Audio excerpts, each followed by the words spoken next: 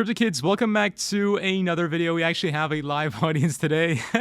It's like a it's like a Jimmy Fallon show. Let me show this.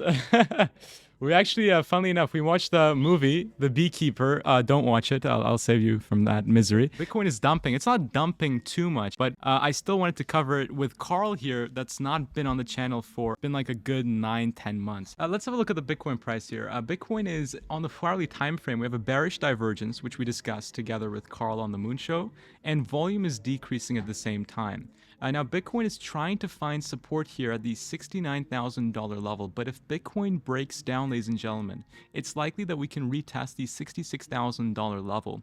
But there's one thing, and first of all, happy Easter to everyone. We have a 3-day holiday in the United States. So as we know, with Bitcoin, thanks to the ETFs, we don't see a lot of market movement during the weekend. So going into Monday is what's going to be super important. So if Bitcoin breaks down from here, we may experience net outflows from the ETF on Tuesday because they operate on a T+1 standard. So at that moment in time, the dump may continue just like what we saw here. After we saw a bearish move towards the downside, going in towards the weekend, we were okay, but then we led to a bigger move downwards, and the ETFs reported net outflow. So that's kind of my take on what's going to be happening. 66K is important, 69K is important. If we see a drop from those levels, then we could be closing the CME gap, which is something that Carl brought up. I didn't know this before he mentioned it, so I'd like him to talk about it actually. Yeah, so the CME gap is of course something that tends to get filled sooner rather than later at all times. And right now the gap is down here at 64.2K approximately, and it's just a fact. It's not something that it's not an opinion. It's there. And if you go back and look at historical price action on gaps, the price action and price data will tell you that it's very likely that within a short time span after it's created, it should get filled. So if we get a snap dump down to 64K to fill the gap, I would not be surprised, to be perfectly honest with you. If Bitcoin does end up closing it, we would technically be still in a uptrend for Bitcoin if we zoom into the 4-hourly time frame, and that should be okay. But topping out at this level puts us in a midterm downtrend, which is not the best of what we're looking for. I think we're gonna see a pump before we see a big dump. So basically a small pump and then a big dump. So you expect another pump here? Is that what you're saying? I think we're gonna, yeah, exactly. I mean, technically, we've not broken out of this bull. I mean, you can still possibly make the case. I think it's getting very much deformed at this moment in time. It looks more like a double top. So if we are to break this neckline here at 68.4, then I think it will increase the likelihood that we reach a $66,000 Bitcoin. And that's pretty much it for the Bitcoin TA update. I actually shared this earlier on in the Telegram community, which you can join again using the free link in the description below.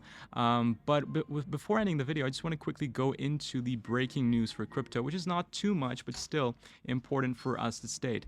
So the first things first, we went through this together on the past video. I'm not going to go into it too much, but you know what? This is something we touched on the Moon Show together. Fridays are known to be Orange Juice Friday, but cocoa, out of all commodities, has also gone up exponentially. Carl, what do you think about this? It's acting more crazy than an altcoin. I just think that, well, more importantly than cocoa itself, I just think that we're seeing, yeah, this looks weird actually, but I just think it's a sign that we have a lot of inflation out there in the world, and Bitcoin is the answer and the solution to that problem. So everyone out there, you will see things go up in value, not in value. You see things go up in price. Even the Big Mac could be worth like $200 in a few years. You know, that could happen. It will happen, in fact. And Bitcoin is the solution. So big shout out to Bitcoin live audience. Buy Bitcoin before it's too late. Yes. You know, I think the cheeseburger is interesting because on the Moon Show we had a comment saying, "Oh, look at the cheeseburger index," and it's true. I mean, cheeseburger prices or any price of any commodity or anything that we consume on a daily basis is increasing because the value of the dollar is decreasing over time. And on top of this, we have huge inflation across all products. That's why eggs are almost hitting a new all-time high. We're seeing cocoa hit a new all-time high, orange juice hitting all-time highs.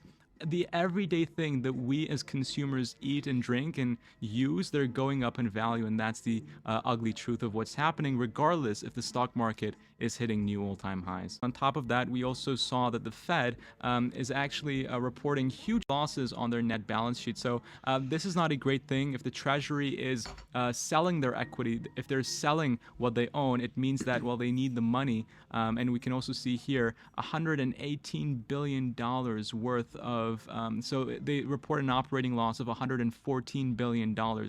Again, not a great sign, typically leads into a recession. So these are concerning factors. If we look in the short term for the United States economy, I think in the short term, Treasury curves are looking good, but in the next 2 years, I would say we should be experiencing a pretty big bubble effect on all of the markets. And did you know, Carl, that now one Bitcoin, well, this is a little bit old, but one Bitcoin equals 70.8K, and 1 kg of gold is equivalent to $71,000. So pretty close, huh? Incredible. Yeah, so we've not reached the market cap of gold, but we can still measure both of these assets pretty close to each other. Yeah, I think Bitcoin will overtake gold, maybe within within 18 months, possible. 18. So you're saying we're going to jump from a $1.5 trillion market cap all the way to 18 or 16 trillion dollars in a matter of 18 months, huh? It's possible. Really? It's of course possible. 18 Bitcoin has done it months. before.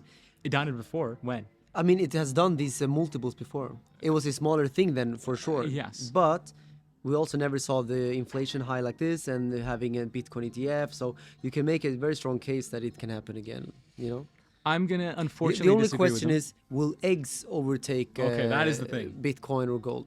If we move on, we can see that MicroStrategy is dropping off in value. Why, you may ask? Because, well, MicroStrategy compared to Bitcoin, it's increasing. They're increasing, of course, in a correlated manner, but the amount of multiples MicroStrategy shares is doing when you compare it with the price of Bitcoin, it's way too high. So expect MicroStrategy to be coming down potentially in the upcoming days and weeks. Bitwise submitted an S1 filing for a spot Ethereum ETF, but until the SEC gives any comments for amendments, it's not a sign for us to be switching bullish for a potential Ethereum ETF yet. Dogecoin, ladies and gentlemen, has been pumping like insane. As a matter of fact, we're at 0.21 cents, and we've been talking about Dogecoin for so long on this channel, and I just want to say massive congrats. I bought Dogecoin. I put 200K into Dogecoin wow. 1 month ago. 1 month ago. Yeah. Nice, dude. Yeah. That's nice.